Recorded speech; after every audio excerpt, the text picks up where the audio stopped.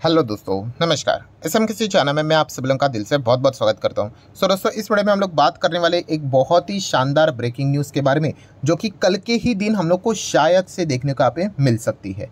सबसे पहले तो मैं आपको कहना चाहूँगा दोस्तों, ये मैं पॉसिबिलिटी की यहाँ पे बात कर रहा हूँ। And most important cheese, disclaimer भी देना चाहूँगा कि मैं आपको ये न्यूज़ जस्ट बता रहा हूँ। ठीक है, इससे शेयर खरीदना है, बेचना है, एवरेज करना है, होल्ड करना है, नहीं करना है, वो आपकी मर्जी। ये मुझे डिस्क्लेमर इसलिए देना पड़ रहा है क्योंकि मार्केट अभी वापस 20,000 को क्रॉस कर दिया है। वापस रिटेल इन्वेस्टर की एंट्री हो जाएगी। ठीक है, वापस वो इमोशनली डिसीजंस लेने स्टार्ट करते हैं, वीडियोस देखते, किधर भी निवेश करने का विचार करते हैं। तो जैसे मैंने कहा है कि ये आपकी जिम्मेदारी, भाई आपको क्या खरीदना है, बेचना है, मेरा काम बस आपको इन्फॉर्मेशन देना यहाँ पे होता है। और ऐसी बात नहीं, ये मैं आज बता रहा हूँ, इसके पहले भी मैंने इन पॉइंट्स को यहाँ पे मैं टाइम टू टाइम कवर करते रहता हूँ कि इस प्रकार की जब भी खबरें आती है तो वो अपडेट आप तक यहाँ पे पहुँचनी चाहिए। सो कल के दिन की अगर हम लोग बात करें, जो हम लोग अभी तक सारी बातें सुन रहे थे, देख रहे थे, उसके ऊपर यहाँ पे फुल स्टॉप भी लग सकता है। तो इसीलिए कल का दिन काफ़ी इंपॉर्टेंट एंड इंटरेस्टिंग रहने वाला है। किससे रिलेटेड? तो दोस्तों वो है DAC से रिलेटेड। अभी आप बोलोगे DAC क्या है? ठीक है, इसको यूजुअली DAC करके यहाँ पे प्रोनाउंस भी यहाँ पे किया जाता है। तो डिफेंस एक्विजिशन काउंसिल। यस दोस्तों, डिफेंस एक्विजिशन काउंसिल की बात करें तो यहाँ पे रक्षा मंत्रालय बहुत सारी चीज़ों को यहाँ पे क्या करता है, अप्रूवल दे देते हैं, एक्सेप्टेंस दे देते हैं। ठीक है, कि ये जो प्रोजेक्ट्स आपको करने हैं उसको हरी झंडी दे देते हैं। सो अगर आप देखोगे कि पिछले 2022 के रिसेंटली अगर हम लोग यहाँ पे बात करें तो आप देख सकते हैं जो DAC हम लोग को देखने को मिला था, जहाँ पे अगेन रक्षा मंत्री श्री राजनाथ सिंह जी वहाँ पे हम लोग को देखने को मिल रहे थे। तो उन्होंने अप्रूवल दिया था हमारे जो आर्म्स जो रहते कितने 28,732 करोड़ के ऑर्डर्स को।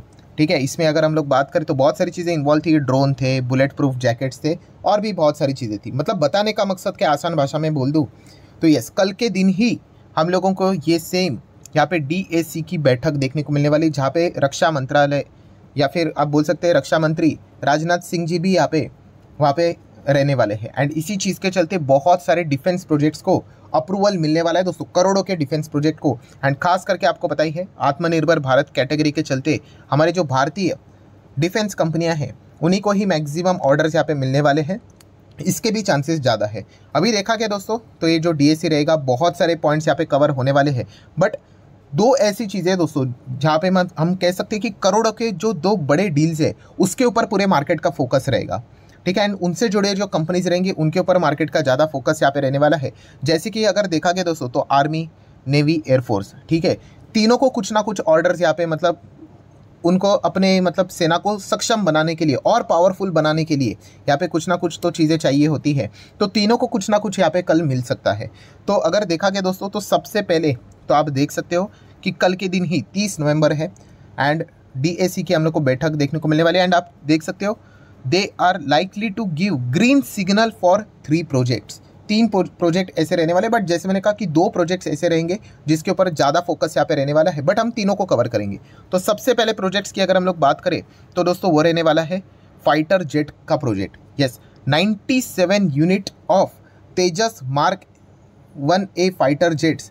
क्या यहाँ पे इसको हरी झंडी देंगे यहाँ पे DAC या फिर राजनाथ सिंह की अगर हम लोग बात करें, डिफेंस मिनिस्टर की बात करें, तो एक देखने वाली बात होगी। इसकी पॉसिबिलिटी ज़्यादा इसीलिए दोस्तों क्योंकि आप सभी लोगों को पता है रशियन मेड जो एयरक्राफ्ट है मिग की अगर हम लोग बात करें तो वो रिटायर होने के लिए आने वाला है और उसको रिप्लेस करना तो चाहिए। तो 2025 तक रिप्लेस यहाँ पे हो जाना चाहिए। तो तेजस मार्क 1A फाइटर जेट उसको रिप्लेस कर सकते हैं, इसकी पॉसिबिलिटी बताई जा रही है। इसी चीज़ के चलते दोस्तों यहाँ पे अगर देखा गया तो 97 यूनिट्स यहाँ पे क्या हो सकते हैं, एयरफोर्स को यहाँ पे क्या किए जा सकते हैं, अलर्ट यहाँ पे किए जा सकते हैं। तो ये एक खबर हम लोग को देखने को यहाँ पे मिल रही है जो कि इंडियन एयरफोर्स से रिलेटेड है। देन इंडियन आर्मी की बात करें तो इनको चाहिए लाइट यूटिलिटी हेलीकॉप्टर्स, 110 बताए जा रहे हैं। नंबर्स ऊपर नीचे यहाँ पे हो सकते हैं, बट इनको ये हेलीकॉप्टर्स चाहिए। 2026 तक इनको डिलीवर भी यहाँ पे हो सकते हैं। तो इंडियन आर्मी भी इससे रिलेटेड यहाँ पे फोकस रखेगा, क्या इससे रिलेटेड हरी झंडी मिलती है या नहीं। एंड अगर देखा गया दोस्तों ये जो 2 बड़े प्रोजेक्ट्स हम लोग को देखने को मिल रहे हैं, चाहे हम लोग तेजस तेजस फाइटर जेट्स की बात करें या फिर लाइट यूटिलिटी हेलीकॉप्टर की बात करें, चाहे फॉर ये वो इंडियन आर्मी को मिले या फिर एयरफोर्स को मिले, ये दोनों प्रोजेक्ट्स अगर देखा गया एक ही कंपनी के रडार में हम लोग को देखने को मिल जाते हैं, वो है Hindustan aeronauticals limited. Yes, HAL की बात करें दोस्तों, इसी चीज़ के चलते आज के दिन थोड़ा अच्छा परफॉर्मेंस भी दिया है, 2.5% की तेज़ी देखने को मिली। बट ये आज की खबर नहीं है, इसके पहले भी हम लोग को एक खबर देखने को मिली थी, तभी भी कवर यहाँ पे किया था। ठीक है, तो कंपनी तो अच्छा परफॉर्मेंस करती है। कल की अगर हम लोग बात करें, जैसे मैंने कहा कि फुल स्टॉप यहाँ पे लग सकता है। फुल स्टॉप मतलब क्या कि इनको ये कॉन्ट्रैक्ट्स मिलेंगे नहीं मिलेंगे, ठीक है, बजट का कोई इशू नहीं है, राइट। बट क्या यहाँ पे मतलब हरी झंडी मिलेगी कि नहीं, उसी के ऊपर कल यहाँ पे आखिरी फैसला यहाँ पे हो जाएगा। तो कल हम लोग को पता चलेगा। तो इसलिए HAL हर किसी के रडार के ऊपर यहाँ पे रह सकता है। कंपनी के परफॉर्मेंस की बात करें, साल भर में आप देख सकते हैं 70%, 5 साल में देखोगे तो 400-500% के रिटर्न यहाँ पे देखने को मिल रहे हैं। आप मेरे पुराने वीडियोस देखोगे, वहाँ पे एक ही चीज़ रहेगी कि शेयर प्राइस आपको 1300 नजर आएगा, ठीक है। अभी 1300 एंड स्टिल आप देख सकते हो 2300, आपको अच्छा ही लगेगा, बट ऐसी बात नहीं है दोस्तों। वो 1300 तो बोनस स्प्लिट के पहले का है, ठीक है। बाद में 1300 4-5 हज़ार तक गया था, फिर कंपनी ने बोनस स्प्लिट दिया, तो इसीलिए अभी ये वापस आप लोगों को नीचे देखने को यहाँ पे मिल रहा है। बताने का मकसद क्या है, कंपनी एकदम टॉप लेवल पे यहाँ पे चल रही है एंड कल के दिन हर किसी शेयर होल्डर के रडार के ऊपर यहाँ पे रह सकती है। मेरा काम आपको इन्फॉर्मेशन देना है, कोई रिकमेंडेशन के लिए मैं ये बात आपको नहीं बता रहा हूँ। कंपनी है तो मजबूत, फंडामेंटली स्ट्रॉन्ग, 23,000 करोड़ के रिजर्व्स देखने को यहाँ पे मिल रहे हैं। Long term borrowing zero, short term borrowing zero, debt free company है दोस्तों। एंड कैश इक्विवेलेंट की अगर हम लोग बात करें तो 20,000 करोड़ का कैश भी है इस कंपनी के पास। तो कमाल की कंपनी है, शानदार कंपनी। सिर्फ यहाँ पे अगर देखा गया तो एयरक्राफ्ट हेलीकॉप्टर बनाती नहीं है, उसी के साथ साथ रिपेयर मेंटेनेंस, उसका हॉलिंग करने से रिलेटेड जितना भी काम है वो भी कंपनी ये काम यहाँ पे करती है। 1.5 लाख करोड़ का मार्केट कैप यहाँ पे कंपनी के पास है और अपने ही सेगमेंट में कंपनी नंबर 1 पोजीशन पे भी काम यहाँ पे करती है। इन्वेस्टर की बात करें 71% प्रमोटर के पास है, 12-12.5% FIs के पास है, DIs के पास 0.25% है, पब्लिक के पास केवल 6% की होल्डिंग है। तो जरूर कल के दिन HAL हर किसी के रडार के ऊपर रहेगा। अभी इसमें रिस्क फैक्टर कौन सा है, तो रिस्क फैक्टर आपको पता ही है, सरकारी कंपनी है एंड इलेक्शन का माहौल है, तो ये वाला पॉइंट आपको पता होना चाहिए। उसके बाद आपको जो सही लगता है आप डिसीजन यहाँ पे ले सकते हो। तो अगेन कह रहा हूँ दोस्तों, कोई इनको ये ऑर्डर्स मिले नहीं है, बट यस कल ये ऑर्डर मिल सकते हैं, इसकी संभावनाएं बहुत ज़्यादा है क्योंकि काउंसिल की बैठक देखने को मिल रही है। अगर इनको ये ऑर्डर से रिलेटेड हरी झंडी मिल गई तो डेफिनेटली आने वाले समय में कंपनी काफ़ी अच्छा परफॉर्मेंस यहाँ पे दे सकती है। नेक्स्ट अगर हम लोग बात करेंगे सेकंड कंपनी जो रडार के ऊपर रहेगी, उसका नाम है Cochin shipyard. Yes, Cochin shipyard की भी बात करें तो आप कंपनी का परफॉर्मेंस देख सकते हैं, साल भर में 74%, 5 साल के अंदर अंदर 210, 5 साल भी नहीं 2018 से ही हम लोग को परफॉर्मेंस देखने को मिला है। बट ठीक है, सडनली डिफेंस कंपनियां अच्छा करने लगी क्योंकि सरकार का रुख बदल गया, बाहर से हम लोग चीज़ें इंपोर्ट नहीं करवाएंगे, खुद ही यहाँ पे चीज़ों को बनाएंगे और स्वदेशी कंपनीज को ही ऑर्डर देंगे। उसी के बाद ये कंपनियां रॉकेट की तरह भागते हुए देखने को मिली है। सो कोचिन शिपयार्ड अगर देखा गया कल, ये भी काफ़ी रडार के ऊपर यहाँ पे रहने वाला है क्योंकि इस कंपनी को तो 25,000 करोड़ का बड़ा ऑर्डर शायद से मिल सकता है। इसके पीछे का रीज़न है दोस्तों, यस आप यहाँ पे देख सकते हो कि हमारे भारत देश को तीसरा एयरक्राफ्ट कैरियर मिल सकता है, इसकी पॉसिबिलिटी है।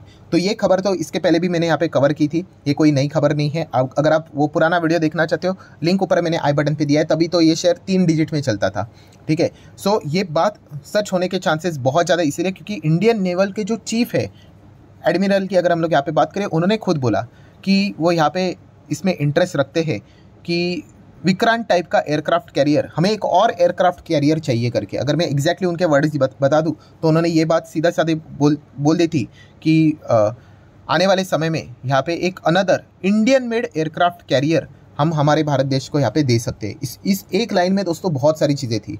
मतलब अगर देखा गया तो क्या लिखा था, देखिए, इंडियन मेड एयरक्राफ्ट कैरियर, ठीक है। इंडियन मेड मतलब इसके पहले कि अगर हम लोग एयरक्राफ्ट कैरियर, हमारे पास कितने 2 है, ठीक है। अभी इसके बाद तीसरा यहाँ पे मिल जाएगा, ठीक है। तो 2 में से एक कौन सा है, तो आप सभी लोगों को यहाँ पे पता ही है,